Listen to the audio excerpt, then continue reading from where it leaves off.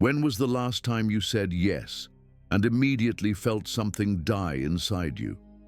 You smiled, you agreed, you went along with it again, and on the surface everything looked fine. But deep down, something was screaming, something tired, something forgotten. That silent part of you that keeps giving and giving and giving, hoping someone will finally notice that you're not okay. I used to think being nice was a virtue, that if I was good enough, agreeable enough, selfless enough, people would love me, respect me, never leave me. But what I didn't see was that I wasn't being nice. I was disappearing. I was betraying myself one polite smile at a time, not out of love, but out of fear. Carl Jung warned us long ago, every form of addiction is bad, no matter whether the narcotic be alcohol, morphine, or idealism.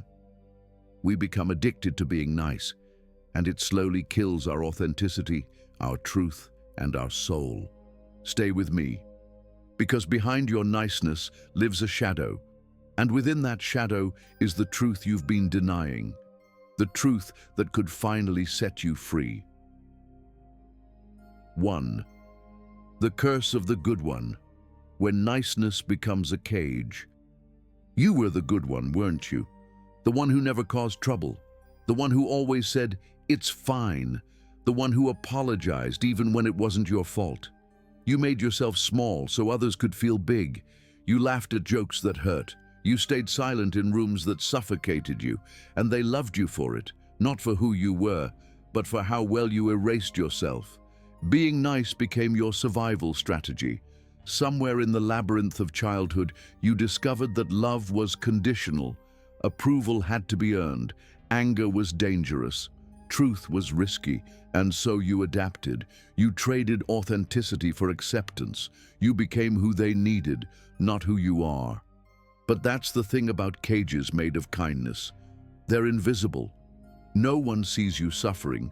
They only see how easy you are to be around, how undemanding, how endlessly understanding. And eventually, you forget there was ever a key. Carl Jung spoke of this. He called it the persona, the mask we wear to survive the collective world. It's not fake, it's functional, but when we identify too much with it, we lose the self, the deeper, eternal part of us that doesn't need to be liked, only lived. The persona of the nice one is seductive. It gets rewarded. Teachers praised you, friends leaned on you, partners told you how grateful they were to have someone so chill. But underneath it, didn't you feel angry? Didn't you feel invisible? Because here's the truth. The world doesn't love the real you. It loves the role you play. And when you start stepping out of that role, saying no, setting boundaries, refusing to abandon yourself, they won't clap. They'll get uncomfortable, maybe even cruel, but that's the test. When your niceness becomes a habit, a compulsion, a means to avoid conflict or pain, you are no longer being kind. You are self-erasing. And that, Jung would say, is a psychological tragedy, because anything unconscious becomes fate. If you don't confront your people-pleasing tendencies consciously, life will confront them for you, through burnout, betrayal, or breakdown. It starts slowly. You begin feeling tired around people, emotionally numb. You fantasize about disappearing, not in a dramatic way, but just not being needed for once. You say yes, but you mean no. You're surrounded by people, but you feel completely alone. Why? Because no one knows the real you, not even you. You've curated yourself so carefully for so long that your authentic self, the one with needs, rage, desire, depth, has become a stranger, buried under layers of performance. That's what Jung meant when he said, the most terrifying thing is to accept oneself completely. It's terrifying because it means confronting the parts of you that aren't nice, the parts you've been taught to hide. But until you do, you will stay trapped in the same loop. Give, smile, suppress, resent, collapse, again and again. This is not your destiny. It's your programming. And once you see the cage, you can start looking for the key. Next, we enter the darker terrain you've been avoiding, the silent, repressed force behind your niceness. 2. The hidden shadow behind politeness. Politeness, manners, smiles at the right time. I totally understand. No worries at all. It's nothing. But is it really nothing? Every time you suppress your truth to maintain harmony, a part of you retreats deeper into the unconscious. That part becomes the shadow, what Carl Jung called the disowned, repressed aspects of the psyche that we deny in order to be accepted. And make no mistake, niceness often carries a shadow darker than we want to admit. Because politeness, when it's compulsive, is often just fear dressed in good behavior. The fear of being disliked, the fear of conflict, the fear of being abandoned if you dare to show your anger, your needs, your raw humanity. You've been taught that politeness is love. But what if it's not? What if it's control disguised, a way to manipulate how others see you? A silent bargain, I'll be nice so you won't leave me. Underneath this shadow is often rage. Rage that has been swallowed for years. Rage that was never allowed to speak. Rage that was labeled dramatic, too much, or selfish. So instead, it became sarcasm, passive aggression, headaches, stomach aches, chronic exhaustion. Niceness is exhausting when it's fake. Jung wrote, "Everyone carries a shadow, and the less it is embodied in the individual's conscious life, the blacker and denser it is. So the nicer you appear, the more danger you're in. Not because kindness is wrong, but because unexamined niceness can become a mask that hides resentment, loneliness, and even cruelty. Yes, cruelty. Because when you are constantly polite at the expense of your truth, you teach people to treat you like you don't matter. And eventually, you resent them for it. You secretly want them to just know what you need. You want them to stop taking advantage. You want them to read your silence and act accordingly. But that's not kindness. That's martyrdom. And martyrdom always leads to bitterness. There comes a point in the nice person's journey when they realize no one is coming to rescue them from their own performance. You have to stop expecting others to see you when you refuse to be visible. You have to stop hoping that being nice enough will make the world safe. It won't. In fact, it makes you a target for narcissists, manipulators, and energy vampires, the very people who feed on unbounded generosity. And that's the harsh truth. Being nice doesn't protect you. It exposes you. Until you turn toward the shadow, until you ask, what am I really afraid will happen if I say how I feel? You will stay trapped in this loop. The shadow is not evil. It's not dangerous. It's just unknown. It holds your authenticity, your fire, your unapologetic no. It's the part of you that stopped pretending. And if you listen closely, that shadow has been whispering to you for years. Please stop abandoning me just to be liked. Now we turn inward even deeper, to the origin of this compulsion, the original wound. 3. I just want everyone to be happy. The inner child's plea. I just want everyone to be happy. It sounds so noble, so selfless, so right. But what if that phrase is not love, but trauma in disguise? Many of us learn to be nice before we even learn to speak clearly. We learned that our safety depended on the emotional weather of those around us. If mom was angry, you tiptoed.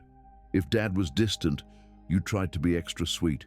If the room was tense, you became the peacemaker, the clown, the golden child. You became who they needed you to be so you wouldn't be rejected.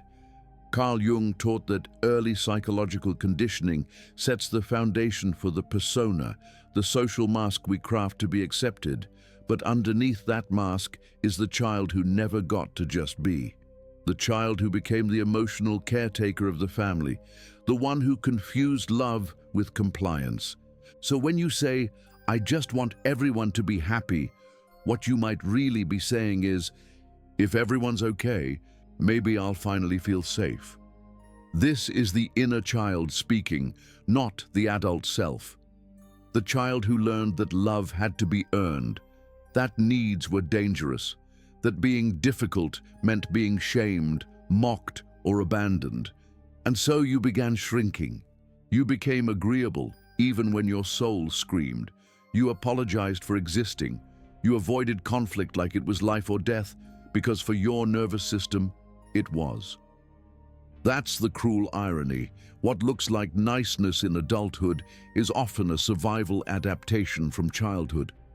Jung warned, "Until you make the unconscious conscious, it will direct your life, and you will call it fate." So if your unconscious belief is, "I must please others to be safe," then you'll keep attracting people who demand that from you. You'll mistake caretaking for connection, and you'll call it love. But it's not love, it's self-abandonment. This is why no matter how kind, how giving, how available you are, you still feel empty, you still feel unseen. Because your niceness was never about others. It was a strategy to avoid rejection, fear, and shame. Think back to the moment you first realized, "They only love me when I'm good." That was the birth of your emotional exile. You stopped asking, "What do I want?" and started asking, "What do they need from me?" But your inner child never went away. She's still inside you, still waiting for you to turn inward, to stop performing, to stop rescuing others just to avoid your own loneliness.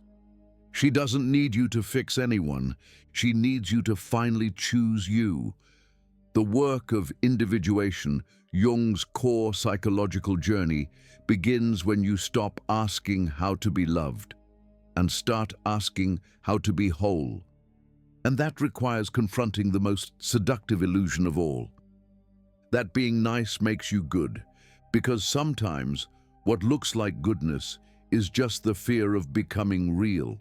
Now we peel back the next mask, the one that Jung himself called the most dangerous.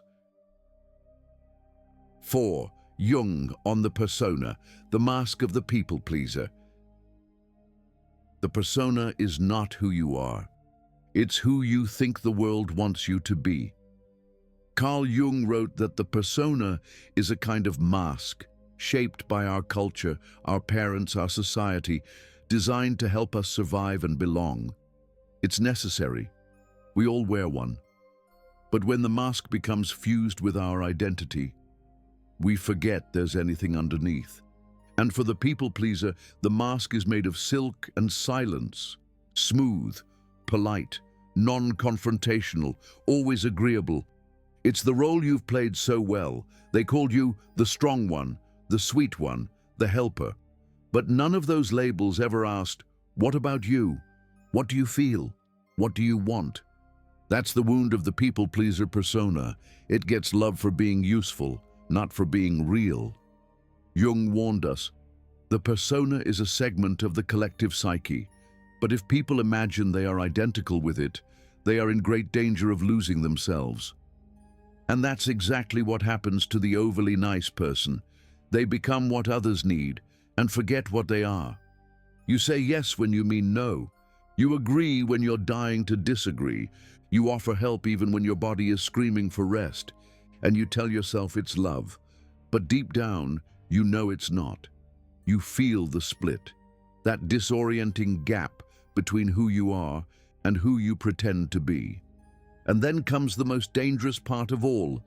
They start to believe the mask. They believe you're fine. They believe you have no needs. They believe you don't get hurt.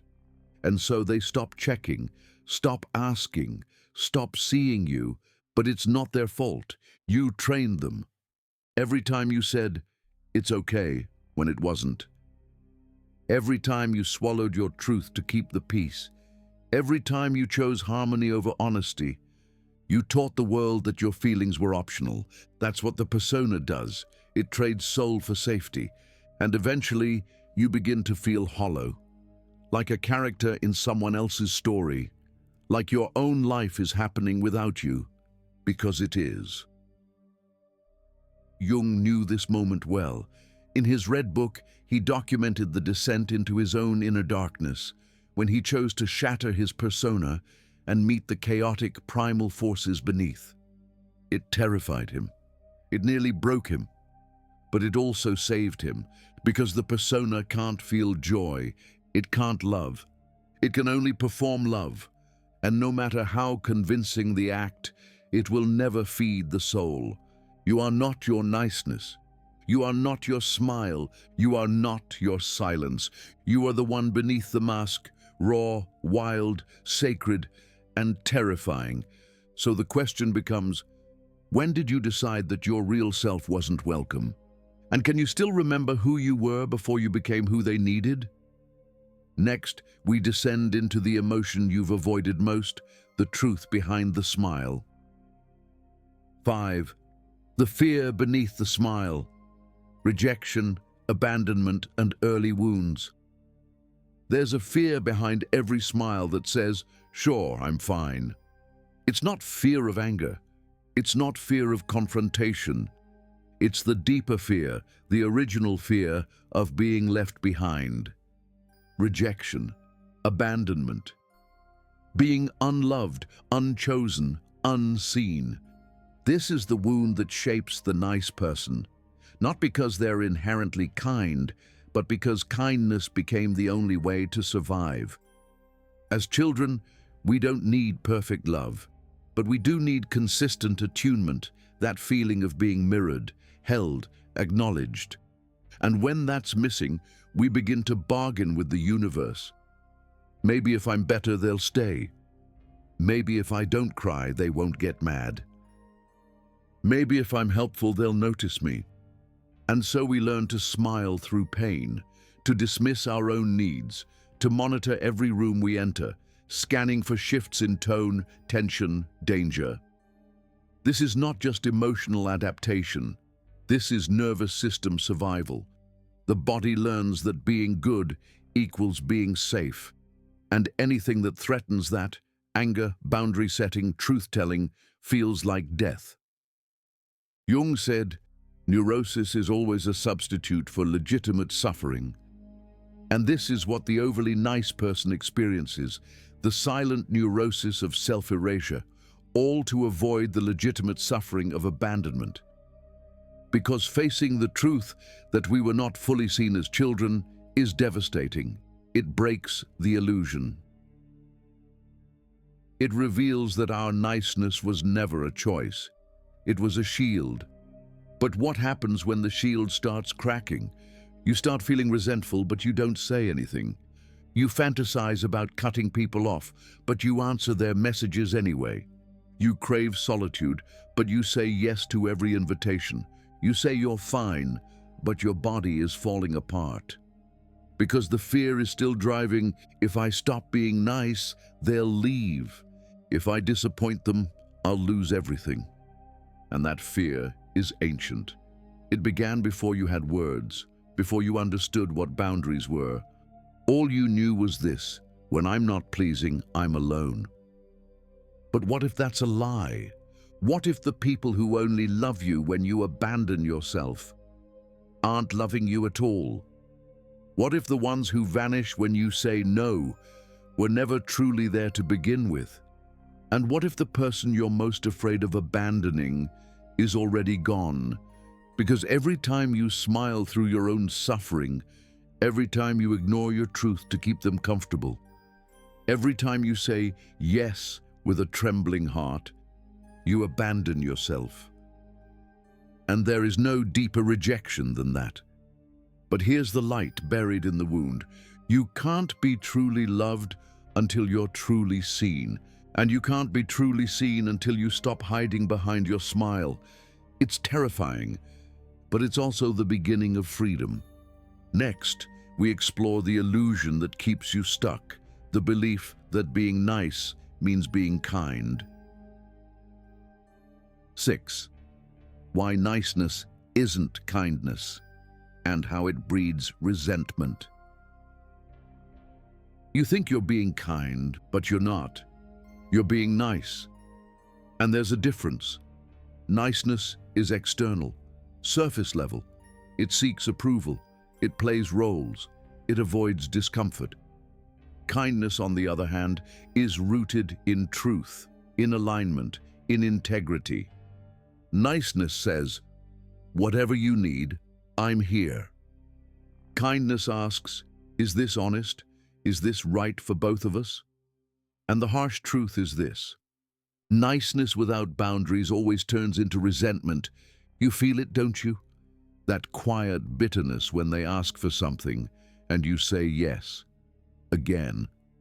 That inner voice whispering, why don't they appreciate me? That frustration that builds in your chest, unspoken every time you put yourself last. You give and give and give until there's nothing left. And then you blame them for taking. But they didn't take. You didn't say no. Jung might call this a betrayal of the self, a fracture in the psyche where the true self remains hidden while the persona performs what the world expects. And every time you say yes when you mean no, the gap widens. It's not just emotional, it's spiritual.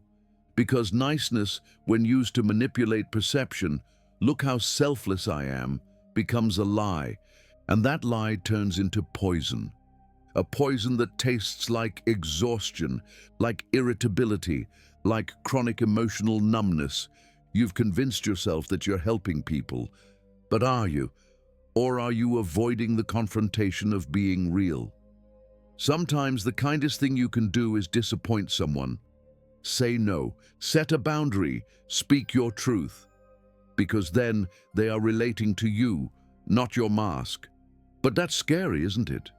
Because if they walk away after you reveal your truth, that means they were only ever in love with your compliance. And it hurts, but it also frees you. The people who love your truth, your yes and your no, those are the ones who belong in your life.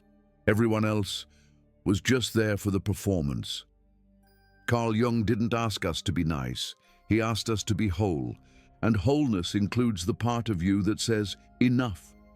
Because until you stop being nice at your own expense, you will live in a constant state of emotional bankruptcy, giving to everyone except the one person who needs it most. You. Next, we confront what's been pushed down the longest, the energy you fear becoming, but must eventually embrace. 7. Suppressed anger. The shadows cry for recognition.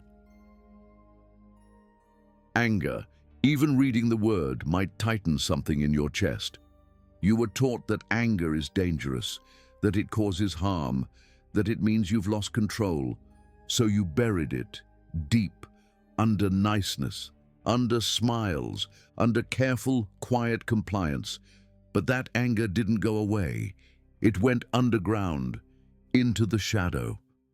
Carl Jung wrote, one does not become enlightened by imagining figures of light, but by making the darkness conscious.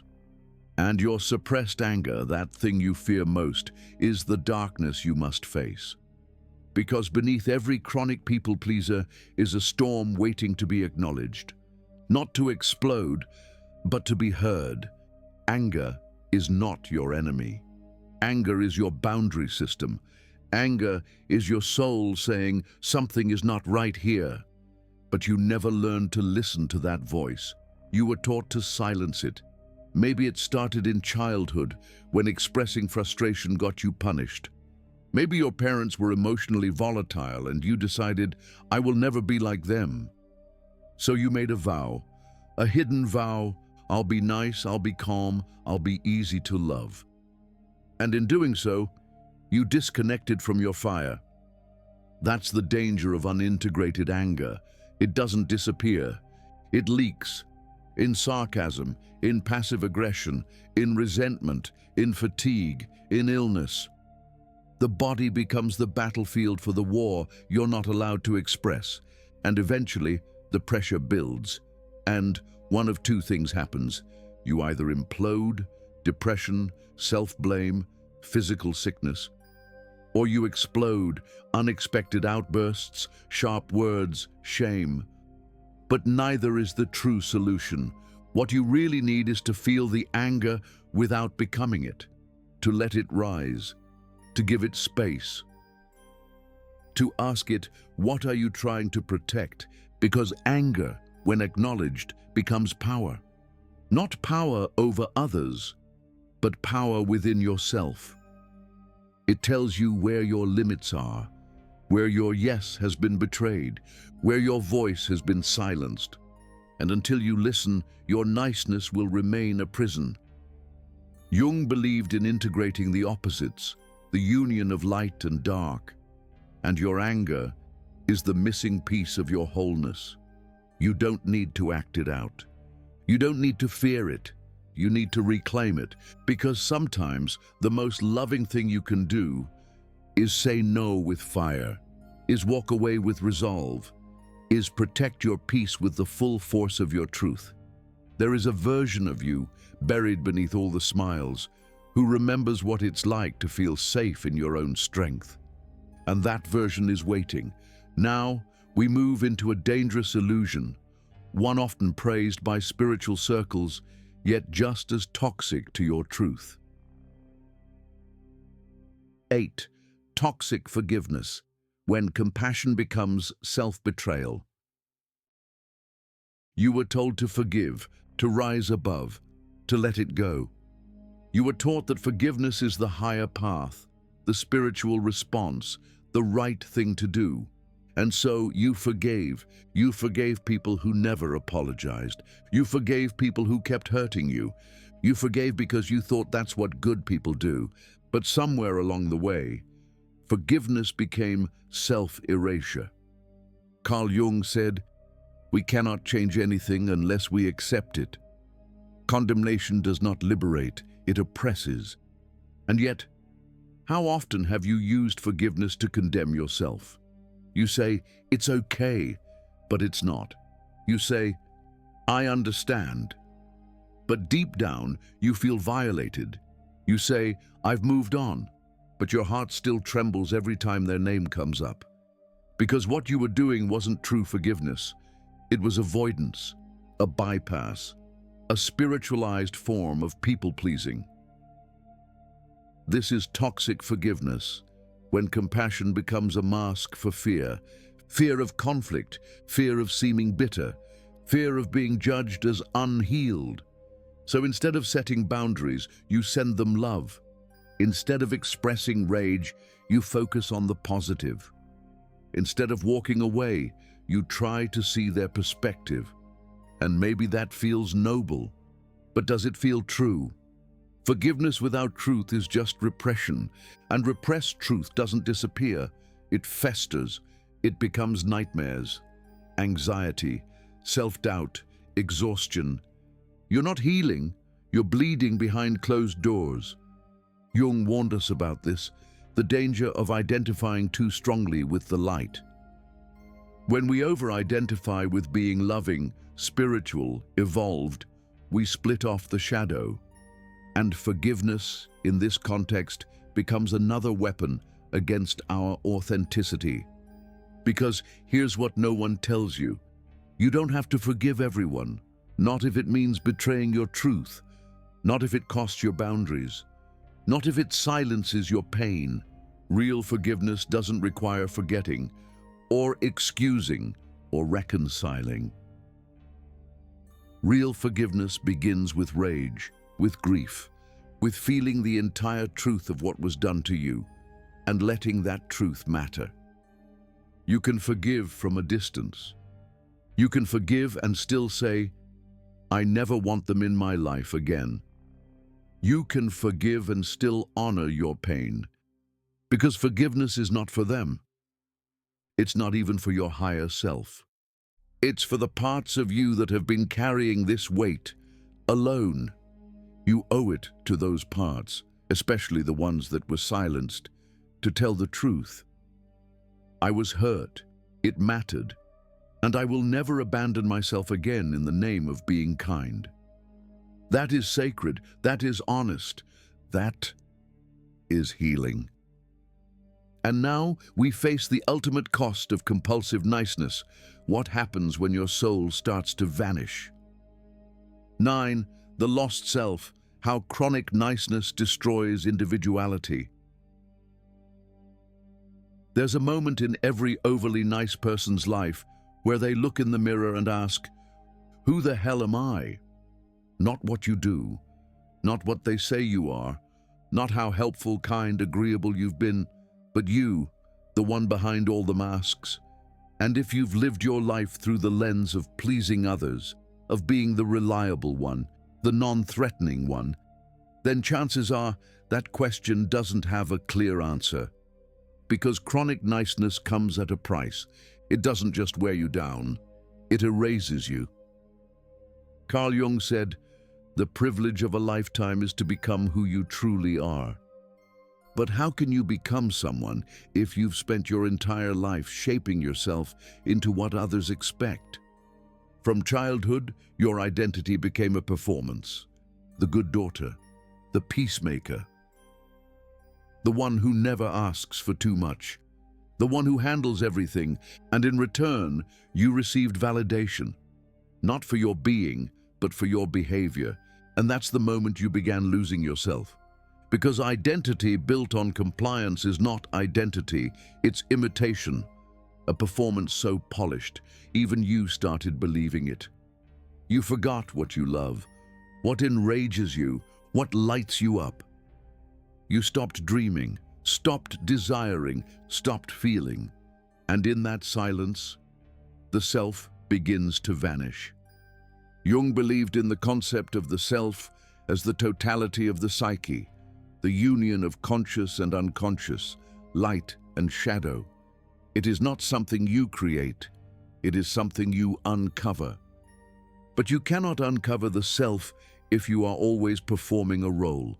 Niceness becomes your prison, a velvet cage. Everyone thinks you're so easygoing, so balanced, so mature, while inside you're screaming, "I don't know who I am." Because your relationships are based on obligation. Your career is based on what's expected. Your day-to-day life revolves around maintaining harmony, even at the expense of your soul. And what's worse, you fear what would happen if you stopped. Would they still love you? Would they stay? Would they call you selfish? Would they call you crazy? But the real question is, what will happen if you don't stop? Because this kind of soul neglect doesn't just lead to unhappiness, it leads to collapse. Burnout, breakdown, or that slow, quiet despair that whispers, "Is this all there is?" You don't need another self-help book. You don't need more mantras or mood boards. You need you, the raw, unruly, brilliant you, the one who doesn't smile unless it's real, the one who speaks when it's risky, the one who says, "I matter." And maybe, just maybe, that's the most dangerous thing you could ever become, yourself. Next, we listen to the language of your unconscious, the dreams that start to rise when the truth can no longer be silenced. 10. Dreams of confrontation, when the unconscious rebels. Have you ever woken from a dream, heart pounding, fists clenched, and wondered, where did that come from? Maybe you were yelling, maybe you were fighting, maybe you were standing your ground in ways your waking self never could. And in those dreams, you weren't polite, you weren't soft, you weren't nice, you were real. That's not just a dream, that's your unconscious rebelling. Carl Jung believed dreams are not random, they are messages from the unconscious, the voice of the self trying to re-establish wholeness. And for the overly nice person, dreams of confrontation are a call to arms, because the part of you that cannot speak by day will scream through symbols by night. You might dream of shouting at your parents, of slamming a door and walking away, of standing in front of a crowd and finally saying, "No more." That's not fantasy. That's your repressed psyche trying to surface, trying to balance the scales between what you show the world and what you've buried. It's your shadow speaking, and the more you ignore it in waking life, the louder it becomes in the dark. Jung said, "Until you make the unconscious conscious, it will direct your life and you will call it fate." So when your waking self refuses to express truth, anger, desire, your dreaming self takes over. And in those dreams, you meet the version of you that has been locked away. Fierce, untamed, unapologetic. And sometimes you wake up ashamed. Why would I dream of yelling at my mother? Why did I slap someone in my sleep? That's not who I am. But what if it is? What if that version of you, the one who fights back, isn't wrong, but necessary? Jung didn't believe in moralizing the unconscious. He didn't ask, "Is this part of me good or bad?" He asked, "What does it want from me?" So ask yourself, what is your anger trying to protect? What is your confrontation trying to restore? What truth have you buried so deeply that it now only rises through dreams?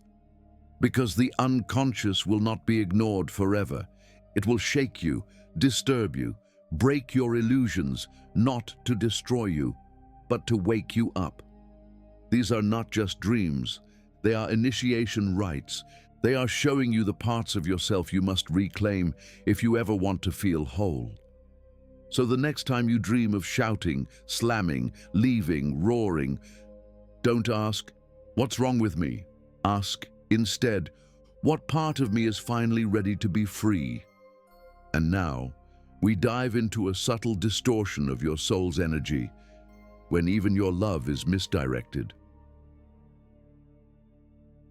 11. The animus distortion in overgiving behaviors. Carl Jung introduced us to the anima and animus, the inner feminine in men and the inner masculine in women. These archetypes are not about gender. They're about inner balance, about integrating the receptive and the active, the emotional and the logical, the soft and the assertive. But when you've lived your life as the nice one, these archetypes become distorted. The anima, in her shadow, becomes overly nurturing, smothering, martyr-like. She gives without limit, thinking that's what love means. She loses herself in others. She says, "I can fix you. I can carry your pain. I'll stay, even if it kills me." The animus, in his shadow, becomes overly rational, detached from the heart. He says, "Don't make a scene. Stay in control. Don't feel too much." He turns self-expression into weakness. And so, the overly nice person begins living through these distorted voices. You give too much, hoping to be valued. Anima distortion. You suppress too much, hoping to stay in control. Animus distortion. You lose both your fire and your depth. Jung taught that these inner figures must be consciously integrated. The healthy anima teaches deep feeling without self-abandonment. The healthy animus gives voice to truth without suppression. When they unite within, the war ends. But until then, your overgiving isn't kindness. It's imbalance. It's a wound calling itself love. 12. But I don't want to be selfish. The ego's manipulation. You say it like a prayer, "I just don't want to be selfish." As if that's the worst thing you could ever be. As if caring for yourself, defending yourself, choosing yourself is a sin. But where did you learn that? Who taught you that your needs were a burden, that your pain was less important, that speaking up made you difficult, dramatic, or too much? The ego, when wounded, becomes clever. It convinces you that self-erasure is virtue, that disappearing is love, that silence is strength, and so you tell yourself, I'm being mature. I'm choosing peace. I'm being the bigger person. But you're not.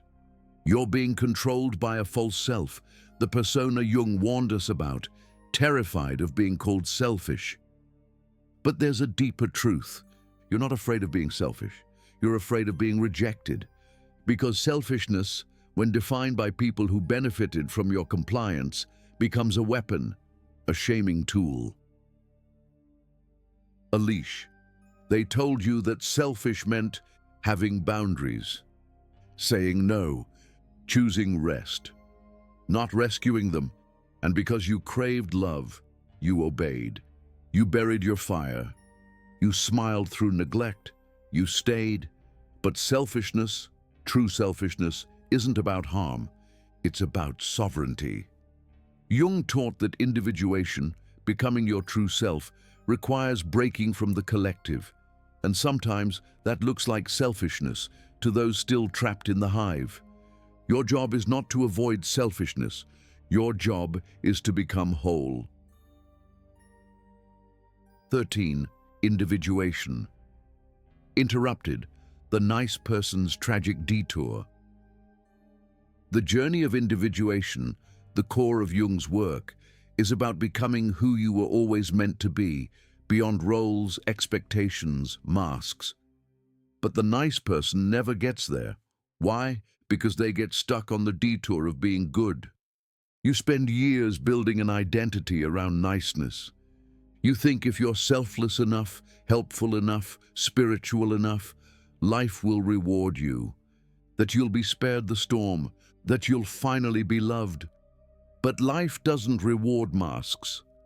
Life rewards authenticity, and so the overly nice person hits a wall, a breakdown, a betrayal, a dark night of the soul. And it hurts, not just because of what was lost, but because of what was never lived. You wake up and realize, I've spent years trying to be good, and I don't even know what I want. That's the moment individuation begins. Not when everything is peaceful, but when everything falls apart. When the mask cracks. When the persona shatters. When you can no longer pretend. Jung knew this pain. He descended into his own psyche, confronting madness, symbols, dreams, all to meet the self. And that's where you are now, not broken, just unfinished. 14. Synchronicity and the wake-up call. Betrayal as a mirror. You thought they loved you. You thought they valued you. You thought all your giving, all your patience, all your niceness meant something. But then they left. Or they lied. Or they used you. And in that moment, the betrayal, something shattered. At first, it felt like heartbreak. But deeper than heartbreak was recognition. Carl Jung called this synchronicity, the meaningful coincidences life brings to wake the unconscious. And betrayal is often one of the most precise mirrors your soul will ever meet. Not because it reflects your worthlessness, but because it reflects your self-abandonment. You realize, I saw the red flags, but I stayed. I felt the exhaustion, but I kept giving. I knew something was wrong, but I smiled anyway. This is not about blaming yourself. This is about awakening. Life gave you the experience not to punish you, but to show you the parts of yourself you've been ignoring. The betrayal wasn't just about them, it was about you and your pattern. The one that says, if I give enough, they won't leave. But now they have. And what's left is not emptiness. It's you, and the space to finally see yourself without illusion. Jung would call this a confrontation with the shadow of your desires, where you no longer romanticize one-sided relationships and instead ask, what within me believed I deserved this? The moment you stop blaming them, and start reclaiming yourself. That's when the real transformation begins. 15. The inner monster. You refuse to meet, and why it's your salvation. Inside you lives a monster, not the kind that harms others, but the kind you've spent your whole life trying to suppress. She's angry, she's wild, she says what she feels. She doesn't apologize for existing. You've feared her because she doesn't play nice. She doesn't shrink, she doesn't smile when it hurts. But what if she's not the problem? What if she's the medicine? Jung believed that the monster, the shadow, the dark figure in our psyche, holds the very life force we need to become whole. He wrote, "The gold is in the dark, and this monster holds your gold." The gold of saying no without guilt.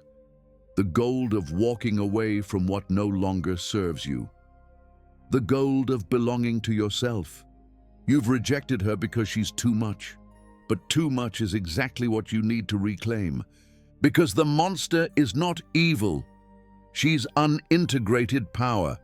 She's the scream you never released, the truth you never spoke, the boundaries you never enforced. You don't need to become her. You need to listen to her. Ask her, what are you protecting? She'll tell you, and it will break your heart in the most liberating way, because you'll see she was never trying to ruin your life. She was trying to save it. 16. The power of no, a spiritual act of self-integration. No, 2 letters, 1 syllable. But for the nice person, it feels like a betrayal, like a punch to the stomach, like a sin.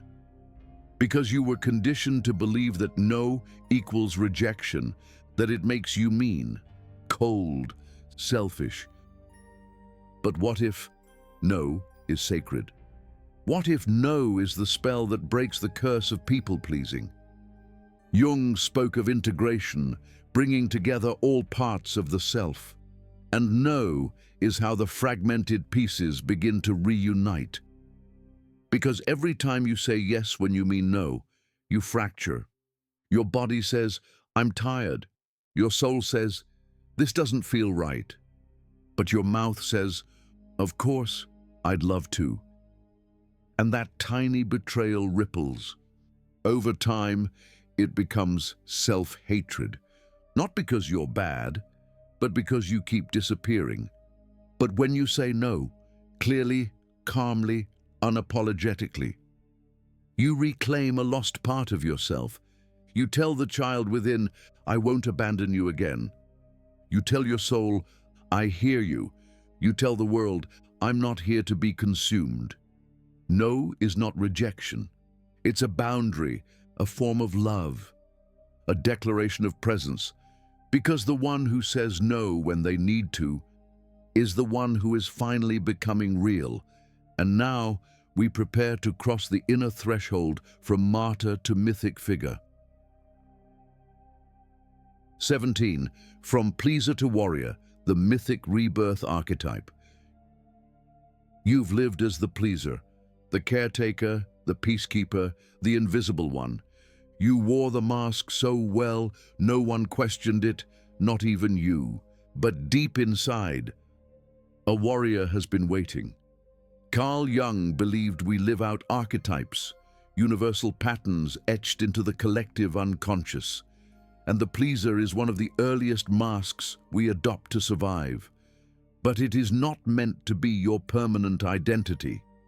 Because the archetype doesn't end with suffering, it ends with transformation. And the transformation begins when the pleaser dies. When the mask is cracked, the illusion destroyed, the old self surrendered. Then, something ancient awakens. The warrior. Not a fighter in the external world, but a defender of the inner realm. One who says, I protect my peace. I honor my boundaries. I no longer betray myself to be loved. This is the mythic shift, from child to adult, from unconscious to conscious, From servant of others to servant of the self, you do not become harsh. You become clear. You do not become cold. You become sacred. Because the true warrior is not violent. The true warrior is awake. And she knows niceness was never strength. Presence is. 18. Reclaiming the shadow and becoming whole again. Everything you rejected, every outburst, every selfish thought, every need you buried, every boundary you never voiced, all of it went into the shadow. Carl Jung said, "The shadow is a moral problem that challenges the whole ego personality, for no one can become conscious of the shadow without considerable moral effort." But you're ready now, because now you see the shadow doesn't make you dangerous. Denying it does. You've spent your life split in two, the part that pleases and the part that waits in silence, growing hungrier. Integration means turning toward the part of you you fear and saying, "I see you." You sit with your anger, not to unleash it, but to understand it. You speak your truth, not to control others, but to reclaim yourself. You let go of the need to be loved by everyone so you can finally love yourself, and in doing so, the war ends. Not because the darkness is gone, but because it's no longer exiled. This is wholeness, not perfection, not peace at all costs, but the holy, terrifying union of opposites, where light and shadow shake hands, and you become real. 19. Jung's warning. What happens when you deny the darkness? Carl Jung didn't offer feel-good psychology. He gave warnings, prophecies, lifelines. He warned us, the greatest danger is man's unwillingness to own his shadow. Why? Because what we refuse to face, we project. And what we project, we empower. We see manipulation in others, while we manipulate through martyrdom. We accuse others of selfishness, while we suffocate in silence. We shame the angry ones, while seething behind fake smiles. This is the psychological cost of niceness. The world becomes a mirror of the war you refuse to fight inside, and worse, you attract people who reflect your unspoken wounds. The narcissist finds the empath. The taker finds the giver. The abuser finds the one who cannot say no, not because you deserve it, but because your denied shadow invites it. This is what Jung meant when he said, "People will do anything, no matter how absurd, to avoid facing their own soul." You've tried everything: yoga, gratitude journals, smiling through pain, and still the same patterns repeat. Because until you face the dark, the light will always feel out of reach. This is your call to descent, not into suffering, but into truth. Now we approach the threshold, not of ending, but of shedding, where the old self dissolves and something ancient begins to stir. 20. The end of niceness and the beginning of truth. There comes a moment, quiet, still, and holy, where you stop, not out of exhaustion, not out of bitterness, but because something inside you has changed. You no longer crave being seen as nice.